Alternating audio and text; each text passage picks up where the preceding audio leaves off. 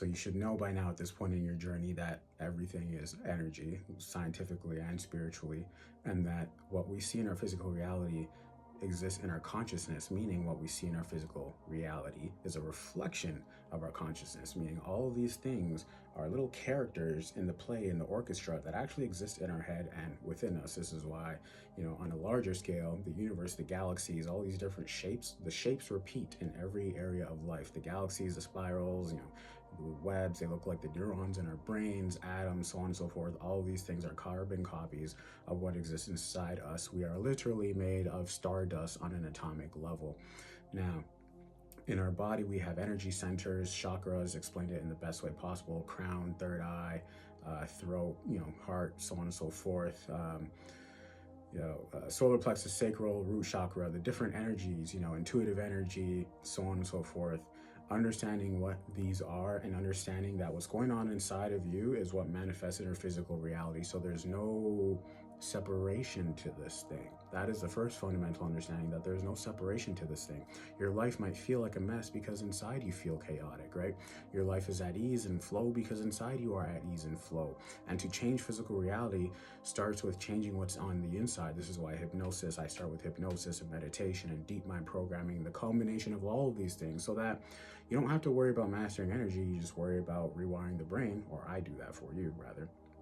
And it's all smooth sailing from there, because the brain directs the energy. The brain, and the gut direct how we manipulate this energy. And being a master manifestor is about consciously directing and focusing and being responsible for the energy that we put out into the space around us. What happens as you begin to be more conscious of that, you become very familiar with what your own energy feels like, and thus you can recognize when you're harboring other people's energy. You will start to become familiar with what foreign energy feels like, and that is how you begin to do energetic and intuitive readings, and so on and so forth. So the most powerful way to master your energy is to become mindful of what your energy feels like, to become mindful that everything outside is really within you, just delayed. So when you run into some freak accident or something like that, look at how you have felt the last 3 or 5 days. Look at what you've eaten. Look at all these things have an energy to them, right? Low vibration, low level things come in the form of processed foods, right?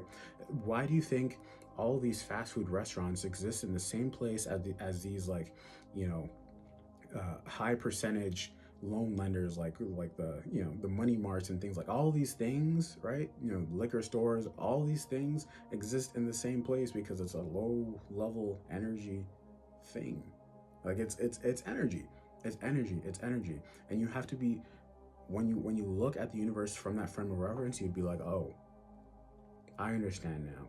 And now I'm going to consciously attract things and consciously use energy, in a way that is fruitful for me to manifest my desires that much quicker, right? If you don't want to worry about that, well, just go get hypnotized. It's the fastest way to make massive transformation really, really quickly, permanent change in the brain. Go get hypnotized. It rewires the whole brain. You become a whole new person. Let me know your questions in the comments, guys. Everything is energy. And until you master that, or until you rewire your brain, you will always feel like there's a disconnect, but there's never a disconnect. Follow for more.